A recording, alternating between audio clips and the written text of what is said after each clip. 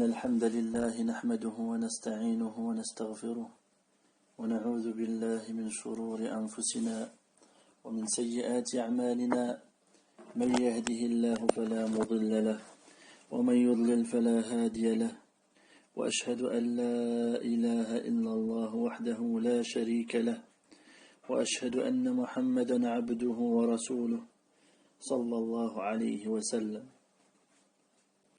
أما بعد،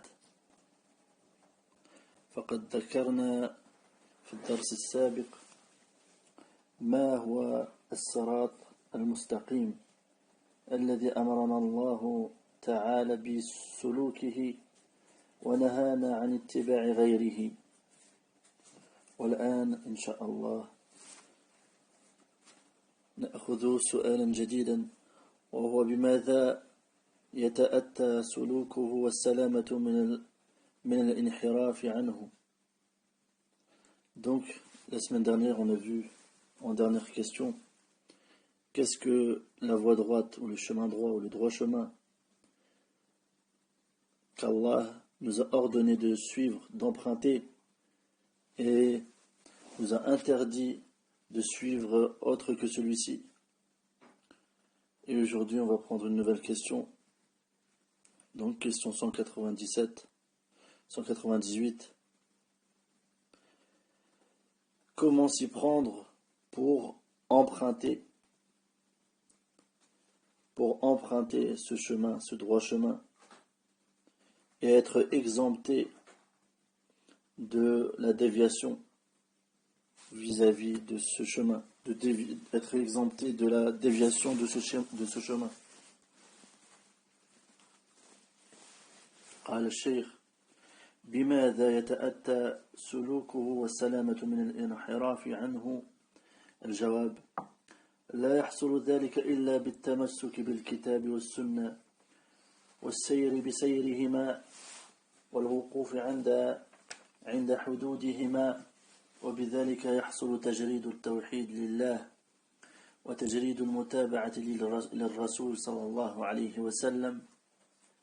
قال الله تعالى: ومن يطع الله ورسوله فأولئك مع الذين أنعم الله عليهم من النبيين والصديقين والشهداء والصالحين وحسن أولئك رفيقا. وهؤلاء المنعم عليهم المذكورون ها هنا تفصيلا هم الذين أضاف الصراط إليهم في فاتحة الكتاب بقوله تعالى: اهدنا الصراط المستقيم صراط الذين أنعمت عليهم غير المغضوب عليهم ولا الضالين. ولا أعظم نعمة على العبد من هدايته إلى هذا الصراط المستقيم وتجنيبه السبل المضلة، وقد ترك النبي صلى الله عليه وسلم أمته على ذلك كما قال صلى الله عليه وسلم: تركتكم على المحجة البيضاء ليلها كنهارها لا يزيغ عنها بعدي إلا هالك. والحديث حسنه الألباني وأخرجه ابن ماجه، وليس في الحديث اللفظ المحجة. Donc le cheikh a dit en question 198, comment s'y prendre pour emprunter ce droit chemin et pour être exempté de la déviation, de dévier de ce chemin, de ce droit chemin. Et donc le cheikh il a dit en réponse que ceci ne peut se produire excepté en s'accrochant au livre c'est-à-dire au Coran et à la Sunna, et de cheminer sur ces deux-ci et de s'arrêter, c'est-à-dire ne pas enfreindre leurs limites, s'arrêter à leurs limites, ne pas enfreindre leurs limites. Et avec cela, la personne réalisera la concrétisation de l'unicité d'Allah Azza wa Jal et la concrétisation du suivi du messager d'Allah sallallahu alayhi wa sallam. Et Allah Ta'ala a dit: et quiconque obéit à Allah et au messager ceux-là seront avec ceux qu'Allah a comblés de ses bienfaits, les prophètes, les véridiques, les martyrs et les vertueux, et quels bons compagnons que ceux-là. Et les personnes évoquées dans ce verset, les personnes qui ont été comblées de la grâce d'Allah subhanahu wa ta'ala, les personnes qui ont été comblées et qui ont été évoquées en détail dans ce verset, ce sont ceux dont Allah subhanahu wa ta'ala a affilié ou a joint à la voie droite dans l'ouverture de son livre, c'est-à-dire dans le Fatiha. Par sa parole, guide-nous vers le droit chemin, le chemin de ceux que tu as comblés de faveur, non pas de ceux qui ont encouru ta colère, ni des égarés.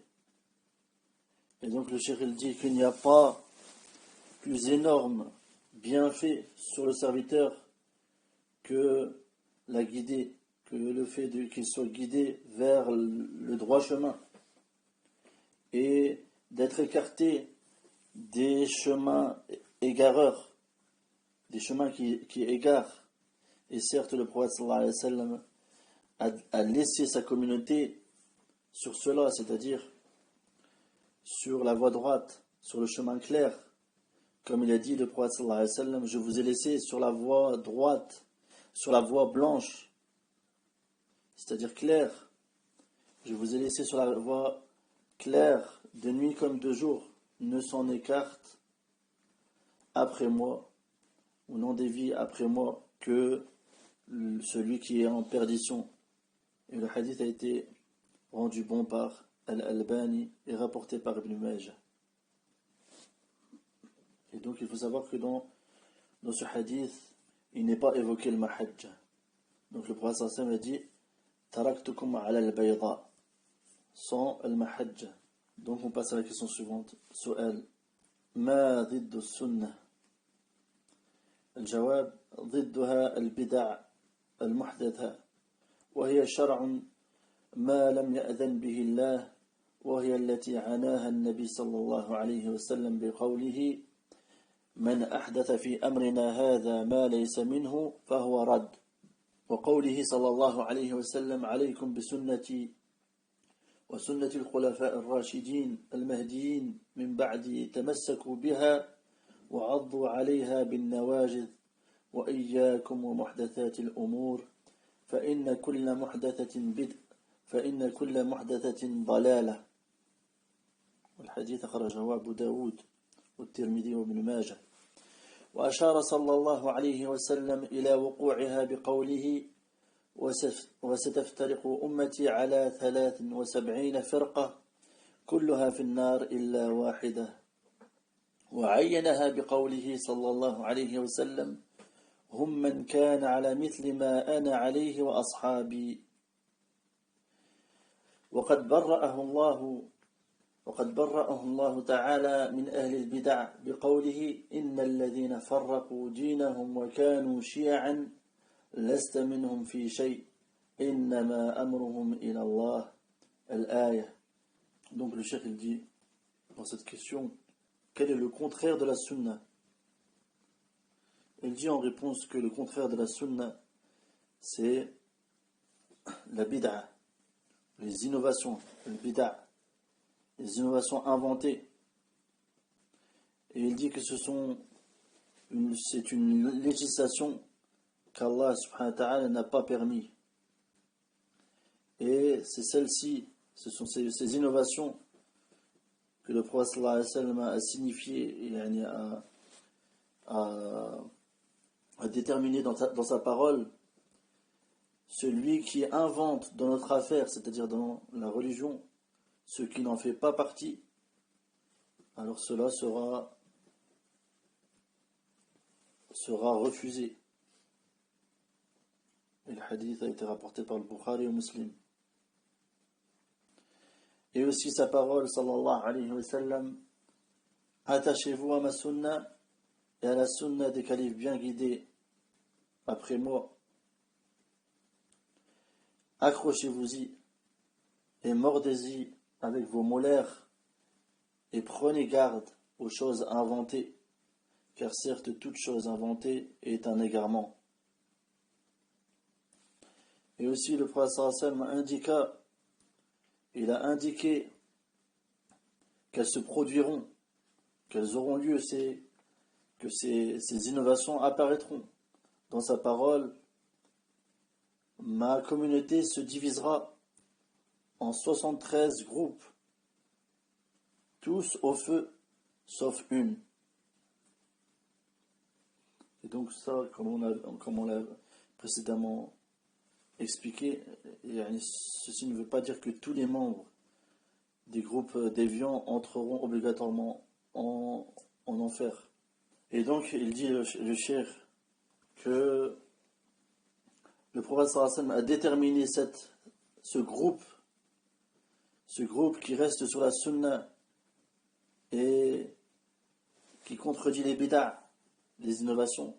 Et il dit dans sa parole sallallahu alayhi wa sallam, ce sont ceux qui sont à l'identique de ce sur quoi je suis, moi et mes compagnons. Et aussi Allah subhanahu wa ta'ala a certes innocenté le prophète Mohammed sallallahu alayhi wa sallam. Allah ta'ala l'a innocenté des gens de l'innovation par sa parole. Ceux qui dispersent leur religion et se divisent en sectes, de cela tu n'es pas responsable. Tu n'es responsable en rien. Leur sort ne dépend que d'Allah, puis il les informera de ce qu'ils faisaient. Et donc on passe à la question suivante. سؤال إلى كم قسم تنقسم البدعة باعتبار إخلالها بالدين؟ الجواب: تنقسم إلى قسمين: بدعة مكفرة وبدعة دون ذلك. سؤال: ما هي البدع المكفرة؟ الجواب: هي كثيرة، وضابطها من أنكر أمرا مجمعا عليه متواترا من الشرع معلوما من الدين بالضرورة، لأن ذلك تكذيب بالكتاب وبما أرسل الله به رسله، كبدعة الجهمية في إنكار صفات الله عز وجل والقول بخلق القرآن أو خلق أي صفة من صفات الله عز وجل، وإنكار أن يكون الله اتخذ إبراهيم خليلا وكلم موسى تكليما وغير ذلك، وكبدعة القدرية في إنكار علم الله تعالى وأفعاله وقضائه وقدره، وكبدعة المجسمة الذين يشبهون الله تعالى بخلقه وغير ذلك من الأهواء، ولكن هؤلاء منهم من علم أن عين قصده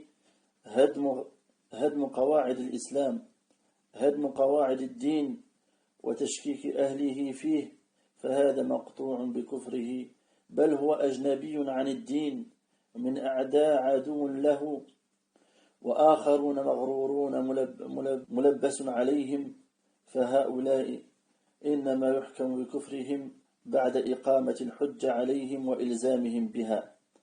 Donc le cheikh il a dit en question numéro 200, du point de vue de l'atteinte que porte l'innovation à la religion, en combien de catégories se divise l'innovation du point de vue de l'atteinte qu'il porte à la religion.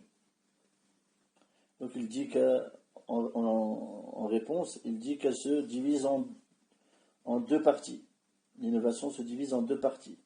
La première, c'est le bid'at al-mukaffira, c'est-à-dire l'innovation qui rend mécréant celui qui la commet. Mukaffira, c'est-à-dire qu'elle rend mécréant celui qui la commet. Et la deuxième catégorie, la deuxième partie, c'est l'innovation qui est en deçà de cela, c'est-à-dire qu'elle ne rend pas mécréant. Elle est en deçà de cela, c'est-à-dire que la personne devient, comme le disait savant, pervers. Mais elle ne sort pas de l'islam. Et donc il va expliquer à la question suivante, ما هي البدع المكفرة? Quelles sont les innovations qui rendent mécréants? Donc il dit en réponse qu'elles sont nombreuses. Et le critère qui permet de les reconnaître, ou la norme, c'est que c'est quiconque renie une chose sur laquelle il y a consensus et qui est récurrent une chose notoire ou récurrente dans la législation d'Allah subhanahu wa ta'ala et qui est nécessairement connue dans la religion, car ceci revient à démentir le livre, c'est-à-dire le livre d'Allah, et à démentir ce avec quoi Allah subhanahu wa ta'ala a envoyé ses messagers, tels que la bid'a des Jahmiyyah, qui ne reconnaissent pas, qui renient les attributs d'Allah Azza wa Jal. Et les exagérateurs parmi les Jahmiyyah, eux, ils renient les attributs ainsi que les noms. Et donc, une bid'a mukaffira comme une bid'a qui rend mécréant, comme la bid'a des Jahmiyyah qui renie les attributs d'Allah Azza wa Jal. Et aussi, comme la parole qui consiste à dire que le Coran est créé. Ça, c'est une innovation mécréante, qui rend mécréante, mukaffira. Ou de dire qu'une sifa, c'est-à-dire qu'un attribut parmi les attributs d'Allah Azza wa Jal est créé. Ceci aussi est une bid'a mukaffira. Car le créateur de toute chose, il n'est pas créé. C'est lui qui crée. Donc, il en est de même de ses sifat, c'est-à-dire de ses attributs.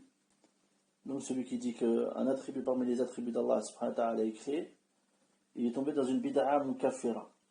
Et aussi, comme le fait de dire qu'Allah n'a pas pris Ibrahim comme Khalil. Al-Khulla, comme on a vu, c'était c'est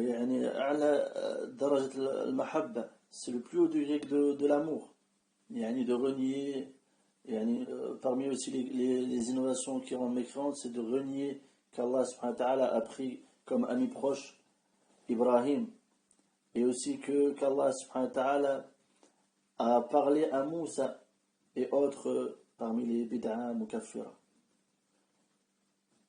Et aussi comme la bid'a des Qadariyya, l'innovation des Qadariyya, les Qadarites qui renient la science d'Allah Ta'ala et qui renient ses actes, les actes d'Allah subhanahu wa ta'ala, son décret et sa prédestinée. Et aussi comme l'innovation des Mujassima. Les Mujassima, c'est-à-dire, c'est ceux qui font ressembler Allah Ta'ala à sa création. Et comme on a vu, Allah Azza wa Jalla, laysa kamithlihi shay'. Il n'y a rien qui lui est semblable. Et autres parmi les différentes passions. Et donc il dit le cheikh, cependant, il y en a parmi eux dont on sait que leur intention précise en commettant ces innovations ou en répandant ces innovations, c'est de détruire les bases de la religion et de faire douter les musulmans. Il dit donc que cette personne-là, il est incontestablement incroyant. On le juge, on statue sur lui qui n'est pas croyant, et de manière incontestable. Et il dit plus encore, il est étranger à cette religion, et fait partie des pires ennemis de cette religion. Et il dit, il y a une deuxième catégorie de personnes qui tombent dans ces innovations qui rendent mécréants. Ce sont des autres personnes qui sont trompées. Ils ont été trompés, ou ils ont été embrouillés, ils ont été dupés. Et donc il dit que ces gens-là, on ne les juge pas comme étant mécréants, qu'après avoir posé l'argument sur eux, et que l'argument leur soit imposé. C'est-à-dire que tu nous montres les preuves. L'argument, ce sont les preuves, c'est-à-dire les preuves que ce qu'ils font, ou ce qu'ils croient, ou ce qu'ils répandent, est de la mécréance, est une innovation qui rend mécréant. Donc, on ne statue pas sur eux comme étant des mécréants qu'après avoir posé la preuve sur eux, l'argument sur eux, et qu'elle leur soit imposée. S'ils se détournent, là, donc on passe à la question suivante. سؤال: ما هي البدعة التي هي غير مكفرة؟ الجواب: هي ما لم تكن كذلك مما لم يلزم منه تكذيب بالكتاب ولا بشيء مما أرسل الله به رسله، كبدعة المروانية التي أنكرها عليهم فضلاء الصحابة ولم يقروهم عليها ولم يكفروهم بشيء منها ولم ينزعوا يدا من بيعتهم لأجلها، كتأخيرهم بعض الصلوات إلى أواخر أوقاتها وتقديمهم الخطبة قبل صلاة العيد والجلوس في نفس الخطبة في الجمعة وغيرها، وسبهم بعض كبار الصحابة على المنابر ونحو ذلك مما لم يكن منهم عن اعتقاد شرعية بل بنوع تأويل وشهوات نفسانية وأغراض دنيوية. Donc le Cheikh a dit, qu'est-ce qu'une innovation qui est en deçà de celle qui rend mécréant? Donc il dit en réponse, c'est celle qui n'est pas semblable à la première. Elle n'est pas semblable à la première et donc elle n'implique pas le démenti du livre d'Allah. Elle n'implique pas de démentir le livre d'Allah, ni de démentir une quelconque chose avec laquelle Allah a envoyé ses messagers. Ceci comme l'innovation de Al-Marwaniya, dont les Sahaba émérites, les compagnons émérites, ont blâmé. Et ils n'ont pas accepté ces innovations. Mais cependant, ils n'ont pas rendu mécréant pour l'une d'entre elles. Ils n'ont pas rendu mécréants ceux qui pratiquaient ces innovations pour aucune d'entre elles. Et ils n'ont pas rompu le pacte qu'ils avaient avec les gouverneurs à cause de ces innovations. Malgré ces innovations, ils n'ont pas rompu le pacte qu'ils avaient prêté, l'allégeance qu'ils avaient prêtée au gouverneur. Ceci, comme le fait qu'ils retardaient certaines prières pour les prier dans au dernier moment, à la fin de leur temps. Et aussi, ils devançaient la khutbah de l'Eid, le serment du Eid, et le devançaient avant la salat. Et aussi, le fait qu'ils s'asseyaient durant le même sermon du Jumu'ah, le même sermon du vendredi et autres, ils s'asseyaient, ils faisaient la khutbah en position assise.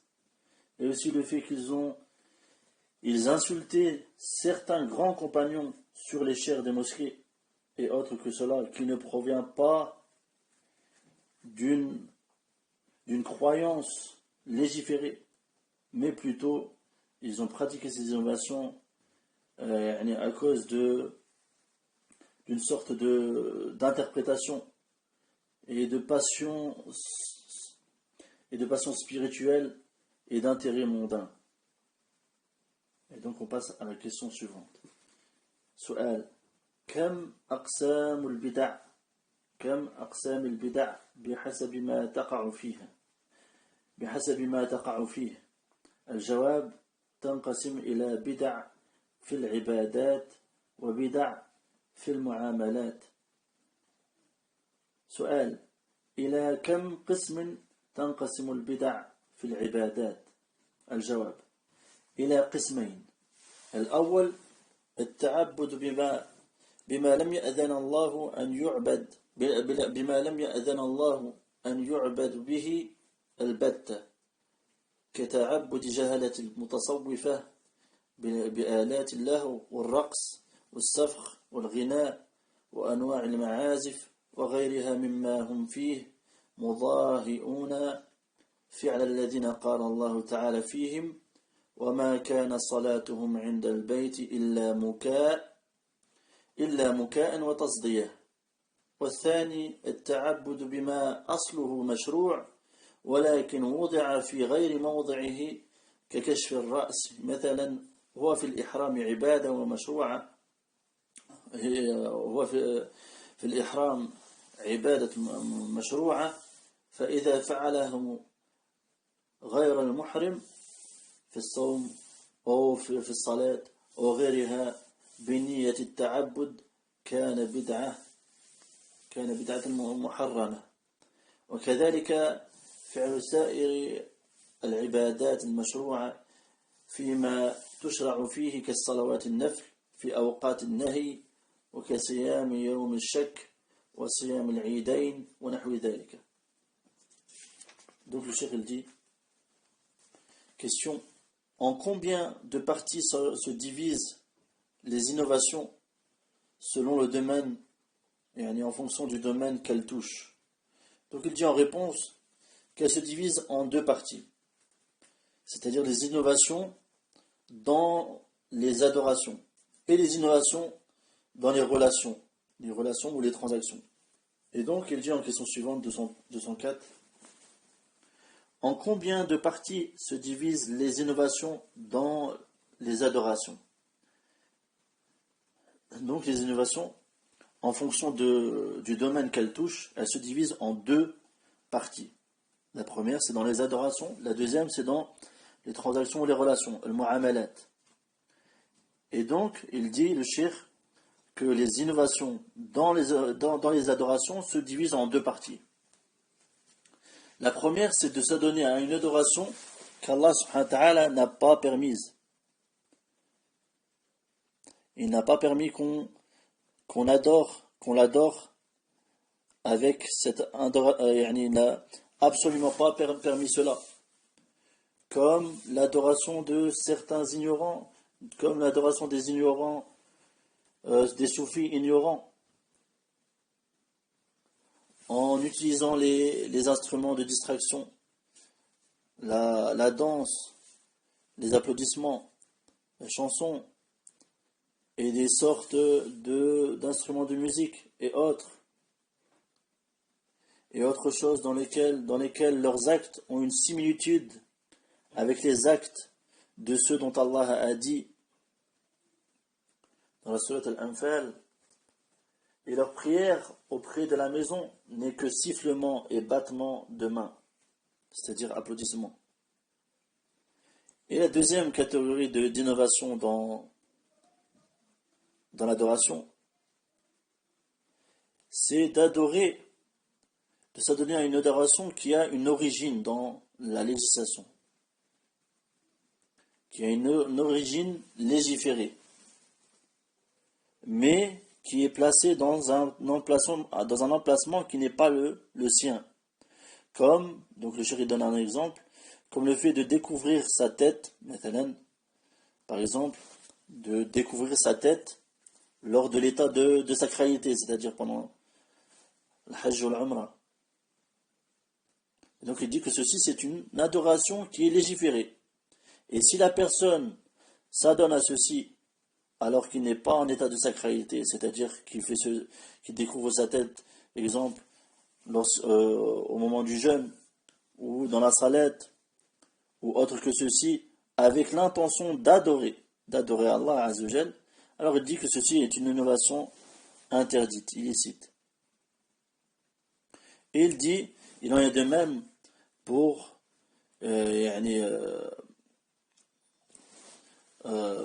tout acte, pour l'ensemble des actes d'adoration qui sont légiférés, et qui sont pratiquées dans ce qui n'est pas légiféré. Donc il donne un exemple, comme les prières surérogatoires, c'est-à-dire de s'adonner à des prières surérogatoires dans des temps qui sont interdits, ou de jeûner le jour du doute, ou de jeûner les deux l'Eidain, c'est-à-dire les deux jours du Eid, et autres que cela. Donc on a vu que la bid'a dans les ibadat, c'est-à-dire l'innovation dans les adorations, elle se sépare en deux, c'est d'adorer Allah subhanahu wa ta'ala avec une chose qu'il n'a pas permise et qui n'a pas d'origine dans la législation. Et deuxièmement, c'est d'adorer Allah Azzawajal avec une chose qui est légiférée, qui a une origine dans la législation, mais de la pratiquer dans un emplacement qui n'est pas le sien. Et donc on passe à la suite. سؤال: كم حالة للبدعة مع العبادة التي تقع فيها؟ الجواب: لها حالتان. الأولى أن تبطلها جميعا، كمن زاد في صلاة الفجر ركعة ثالثة، وفي المغرب رابعة، وفي الرباعية خامسة متعمدا، وكذلك إن نقص مثل ذلك. والحالة الثانية أن تبطل البدعة وحدها كما هي باطلة، ويسلم العمل الذي وقعت فيه، كمن زاد في الوضوء على 3 غسلات، فإن النبي صلى الله عليه وسلم لم يقل ببطلانه، بل قال: فمن زاد على هذا فقد أسى وتعدى وظلم ونحو ذلك. Donc il dit, le cheikh, à la question suivante: combien de situations possède l'innovation vis-à-vis de l'adoration dans laquelle elle se produit? Donc c'est une question un peu complexe, mais le cheikh il va répondre. Vous allez me comprendre, Inch'Allah. Combien de situations possède l'innovation vis-à-vis de l'adoration dans laquelle elle se produit? Il dit qu'elle a 2 situations. La première, c'est que cette innovation dans l'adoration rend caduque l'ensemble de l'adoration. C'est-à-dire que cette innovation annulera l'acte. Comme celui qui rajoute dans la salat al-fajr, la prière du matin, une 3e rak'a. Ou comme celui qui rajoute une 4e rak'a dans la prière du maghrib. Donc il a fait une innovation qui vient annuler l'ensemble de l'acte. C'est-à-dire la prière de fajr et la prière du maghrib ne sont pas valides. Ou aussi le fait de rajouter une 5e rak'a dans une 5e unité de prière dans les prières, dans les ruba'i, c'est-à-dire les prières qui sont constituées de 4 rak'a, 4 unités de prière. Et donc il dit que si la personne fait ceci muta'ammidan, c'est-à-dire volontairement, sa salat, sa prière n'est pas acceptée. Elle est annulée. Et il dit il en est de même pour celui qui diminue comme cela, c'est-à-dire par exemple qui fait pour la salat al-fajr une seule unité de prière, ou pour le maghrib 2, et ceci de manière volontaire, bien sûr. Celui qui s'est trompé et qui l'a fait involontairement, il ne rentre pas ce n'est pas une innovation. Et donc la deuxième situation, c'est que cette innovation soit la seule à être annulée et que l'acte est accepté. L'acte dans lequel l'innovation a été présente est valide, mais l'innovation est est invalide. Donc il dit le cheikh comme celui qui rajoute dans l'odo, qui fait plus de 3 lavages. Car certes le prophète sallallahu alayhi wa sallam n'a pas dit que son odo, que ses ablutions sont caduques ou invalides. Plutôt il a dit, sallallahu alayhi wa sallam, celui donc qui rajoute sur cela, c'est-à-dire sur trois lavages, il a certes mal agi et il a transgressé et il a été injuste. Et autre que cela. Ce sont des exemples. Et donc on passe à la suite.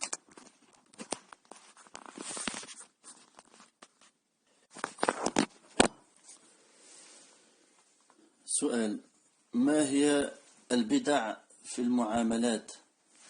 الجواب: هي اشتراط ما ليس في كتاب الله ولا في سنة رسول الله، كاشتراط الولاء لغير المعتق، كما في قصة بريرة لما اشترط أهلها الولاء، قام النبي صلى الله عليه وسلم فحمد الله وأثنى عليه ثم قال: أما بعد، فما بال رجال يشترطون شروطا ليست في كتاب الله، فأيما شرط ليس في كتاب الله فهو باطل، وإن كان 100 شرط فقضاء الله أحق وشرط الله أوثق. ما بال رجال منكم يقول أحدهم أعتق يا فلان ولي الولاء، إنما الولاء لمن أعتق. والحديث أخرجه البخاري ومسلم. وكذلك كل شرط أحل حراما أو حرم حلالا.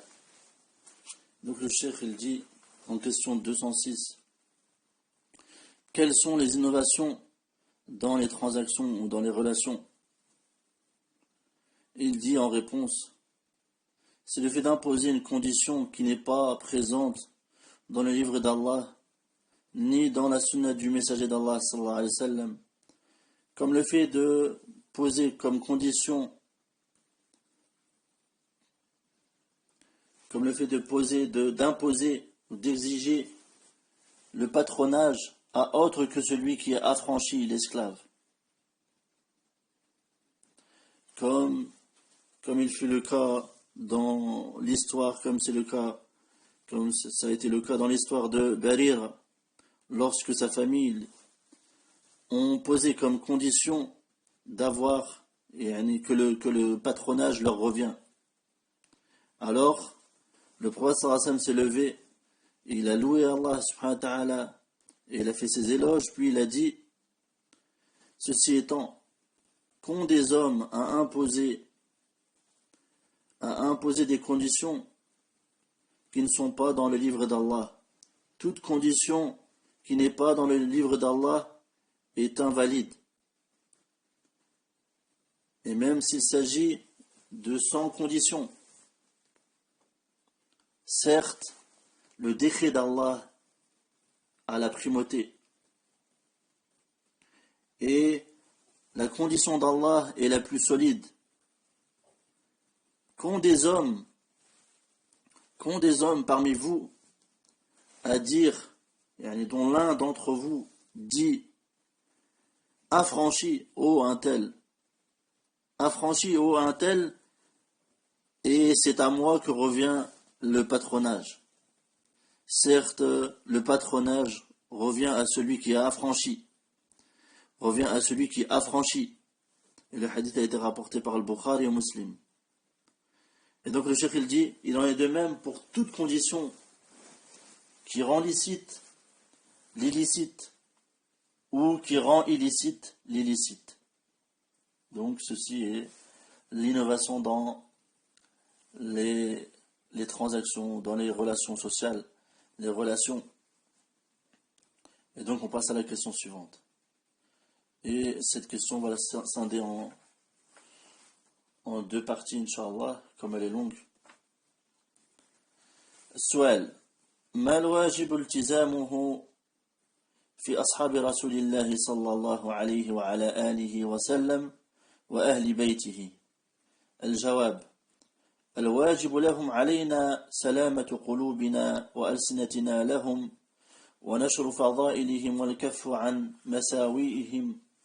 مساويهم وما شجر بينهم، والتنويه بشأنهم كما نوه تعالى بذكرهم في التوراة والإنجيل والقرآن، وثبتت الأحاديث الصحيحة في الكتب المشهورة من الأمهات وغيرها في فضائلهم.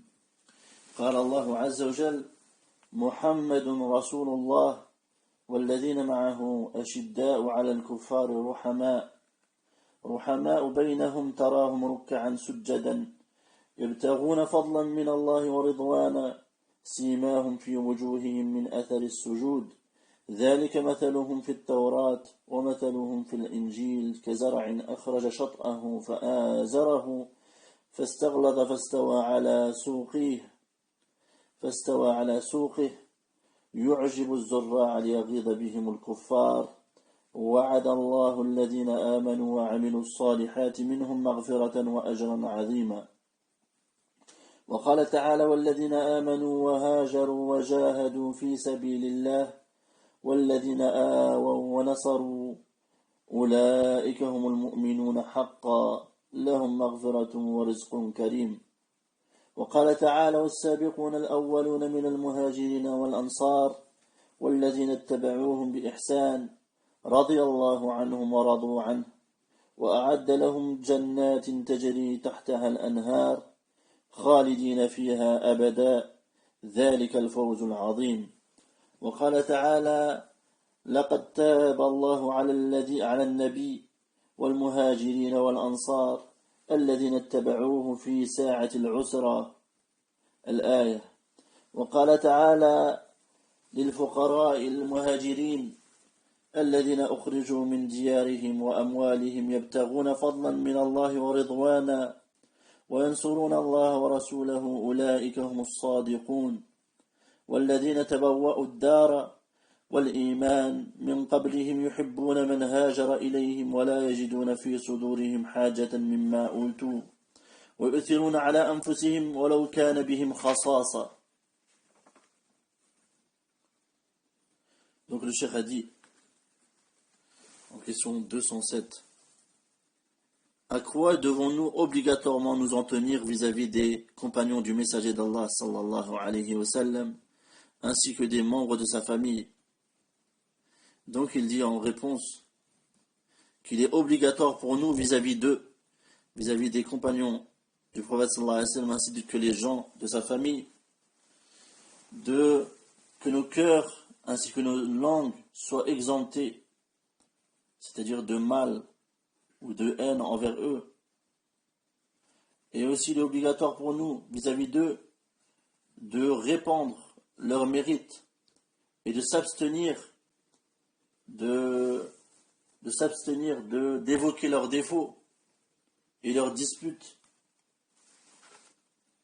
Et aussi il nous est obligatoire de faire leurs éloges, comme Allah subhanahu wa ta'ala a fait leurs éloges en les mentionnant dans la Torah et dans l'Évangile et dans le Coran. Et aussi, leurs mérites ont été évoqués aussi dans les hadiths authentiques, dans les livres célèbres, parmi les recueils de hadiths et autres.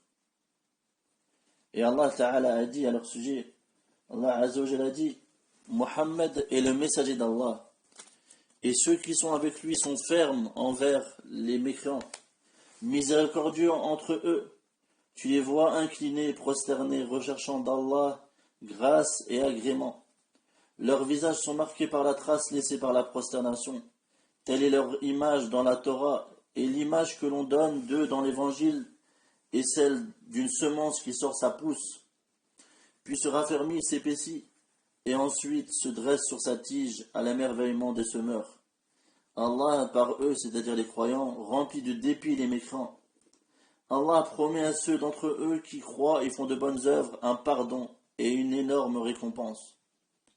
Et aussi Allah Ta'ala a dit: et ceux qui ont cru, émigré et lutté dans le sentier d'Allah, ainsi ainsi que ceux qui leur ont donné refuge et porté secours. Ceux-là sont les vrais croyants. À eux le pardon et une récompense généreuse. Et aussi Allah Ta'ala dit, les tout premiers croyants parmi les émigrés et les auxiliaires, et ceux qui les ont suivis dans un beau comportement, Allah les agrée, et il l'agrée. Il a préparé pour eux des jardins sous lesquels coulent les ruisseaux, et ils y demeureront éternellement. Voilà l'énorme succès. Et aussi Allah Ta'ala dit, certes Allah a accueilli le repentir du prophète, celui des émigrés et des auxiliaires, c'est-à-dire l'Ansar, al-Muhajiroun et les Ansar. Certes Allah a accueilli le repentir du prophète, celui des émigrés et des auxiliaires qui l'ont suivi à un moment difficile.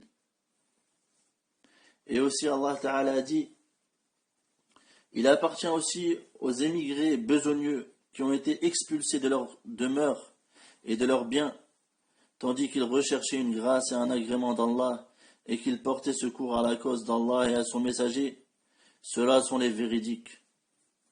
Il appartient également à ceux qui, avant eux, se sont installés dans le pays et dans la foi, qui aiment ceux qui émigrent vers eux et ne ressentent dans leur cœur aucune envie pour ce que ces immigrés ont reçu, et qui les préfèrent à eux-mêmes, même s'il y a pénurie chez eux. Quiconque se prémunit contre sa propre avarice, ceux-là sont ceux qui réussissent. Et donc il dit qu'il y a d'autres versets qui sont nombreux, des versets relatant les mérites des compagnons et des gens de sa famille. Et donc on va la scinder en trois, comme cette question elle est très longue, on va la scinder en trois parties. Cette réponse. ونعتقد أن الله اطلع على أهل بدر فقال اعملوا ما شئتم فقد غفرت لكم وكانوا 300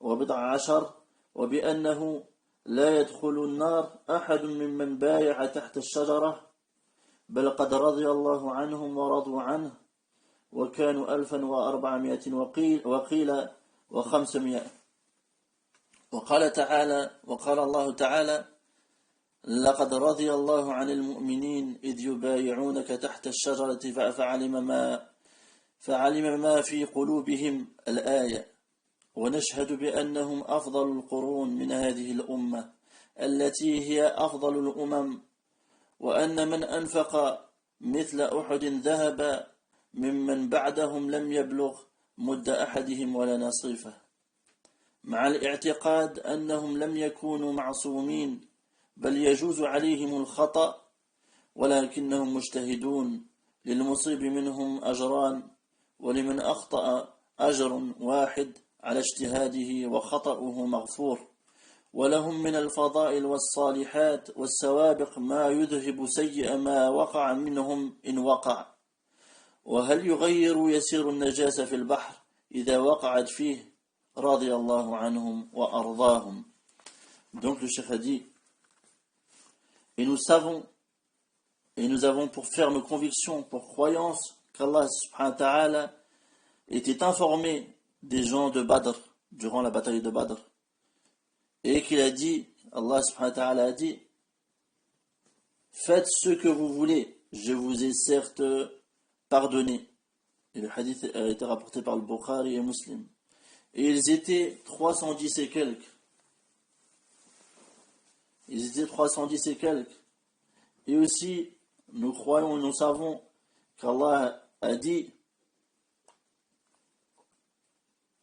personne de ceux qui ont fait pacte d'allégeance sous l'arbre entrera en enfer.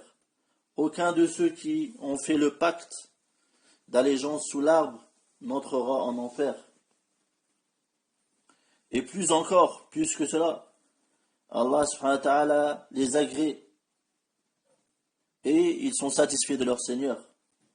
Et ils étaient en tout 1400. Et il a été aussi dit dans une autre version, dans une autre dans un autre avis, qu'ils étaient 1500. Dans une autre explication, dans une autre exégèse, qu'ils étaient 1500 à donner le pacte d'allégeance au prophète sallallahu alayhi wa sallam sous l'arbre. Et Allah Ta'ala a dit à leur sujet, Allah a très certainement agréé les croyants quand ils t'ont prêté le serment, quand ils t'ont prêté le serment d'allégeance sous l'arbre, et il a su ce qu'il y avait dans leur cœur. Et donc le cheikh il a dit, et nous témoignons que ce sont les sahaba, les compagnons, nous témoignons que c'est le meilleur siècle, la meilleure génération de cette communauté musulmane, qui est la meilleure des communautés. Elle est la meilleure des communautés. Et aussi nous témoignons que celui parmi ceux qui vient après les compagnons et qui dépense, c'est-à-dire dans le sentier d'Allah, une somme semblable en or au poids de la montagne de Uhud, que cette somme n'atteint pas le moud de l'un le moud ou la moitié du moud de l'un des compagnons du prophète sallallahu alayhi wa sallam. Et le moud, c'est-à-dire, c'est ce que contiennent les deux mains rassemblées. Donc ceux qui viennent après les compagnons, même s'ils dépensaient l'équivalent en or du poids de la montagne de Uhud, en or de la montagne de Uhud, ils ne dépasseraient pas ce qu'ont dépensé les Sahaba radiallahu anhum, le moud de ce qu'a dépensé, ou la moitié du moud de ce qu'a dépensé les Sahaba radiallahu anhum. Et ceci tout en croyant, tout en ayant pour croyance qu'ils ne sont pas infaillibles, ils ne sont pas à l'abri de l'erreur, mais ils sont, comme tout être humain, ils peuvent faire des erreurs, mais ils sont mujtahidoun, c'est-à-dire qu'ils font l'effort d'atteindre la vérité et d'atteindre ce qui est juste. Et celui qui a fait l'effort et qui a atteint la vérité parmi eux, il a deux récompenses. Et celui qui, parmi les sahaba, a fait erreur, il a une seule récompense pour son effort, et son erreur est pardonnée. Et donc il dit le cheikh qu'ils ont des mérites et des œuvres pieuses et des antécédents. Ils ont des antécédents et des mérites et des bonnes actions qui font disparaître le mal dans lequel ils sont, ou les défauts, les défauts, ou le mal, ou les maux dans lesquels ils sont tombés, s'ils sont tombés dedans. Et il dit le cheikh, est-ce qu'un peu, ou une légère impureté tombée dans la mer change celle-ci? Est-ce qu'elle change la mer? Bien sûr que non. Et donc le cheikh il dit, radiyallahu anhum wa ardahum, qu'Allah qu'Allah les agrée et qu'Allah leur donne satisfaction. Et donc on finit la fin de la question. وكذلك القول في زوجات النبي صلى الله عليه وسلم وأهل بيته الذين أذهب الله عنهم الرجس وطهرهم تطهيرا ونبرأ من كل من وقع في صدره أو لسانه سوء على أصحاب رسول الله صلى الله عليه وسلم وأهل بيته أو على أحد منهم ونشهد الله تعالى على حبهم وموالاتهم والذب عنهم ما استطعنا حفظا لرسول الله صلى الله عليه وسلم في وصيته إذ يقول لا تسبوا أصحابي وقال الله الله في أصحابي وقال إني تارك فيكم ثقلين أولهما كتاب الله فخذوا بكتاب الله وتمسكوا به ثم قال وأهل بيتي أذكركم الله في أهل بيتي الحديث في الصحيحين وغيرهما. Et donc le cheikh il dit, il en est de même, c'est-à-dire que tout ce que nous avons dit au sujet des Sahaba radiallahu anhum, yani, il en est de même, yani, nous croyons et nous attestons la même chose en ce qui concerne vis-à-vis des épouses du prophète sallallahu alayhi wa sallam et des membres de sa famille, dont Allah subhanahu wa ta'ala a enlevé la souillure et a purifié. Et nous nous désavouons de toute personne qui a dans son cœur ou qui émane de sa langue un mal vis-à-vis des compagnons du messager d'Allah sallallahu alayhi wa sallam et des membres de sa famille ou de l'un d'entre eux. Et nous témoignons, nous prenons Allah subhanahu wa ta'ala à témoin que nous les aimons, de leur amour et de leur alliance, que nous allions à eux et que nous les défendons selon nos capacités par préservation de la prescription du messager d'Allah sallallahu alayhi wa sallam lorsqu'il a dit La tasubbu ashabi, n'insultez pas mes compagnons. Et le hadith est rapporté par Al-Bukhari et Muslim. Et aussi il dit sallallahu alayhi wa sallam Allah, Allah fi ashabi, ay ittaqullah fi ashabi. C'est-à-dire, craignez Allah vis-à-vis de mes compagnons. Et aussi le prophète sallallahu alayhi wa sallam a dit j'ai laissé entre vous deux poids. Le premier est le livre d'Allah. Prenez-le. Prenez-le donc. Vous saisissez-le. Prenez le livre d'Allah Azzawajal, le livre d'Allah, et accrochez-vous-y. Puis ensuite, le prophète sallallahu alayhi wa sallam a dit et les membres de ma famille. Je vous rappelle Allah vis-à-vis des membres de ma famille. Et le hadith a été rapporté par Al-Bukhari et Muslim et autres. Wa subhanaka Allahumma wa bihamdik, ashhadu an la ilaha illa ant, astaghfiruka wa atubu ilayk.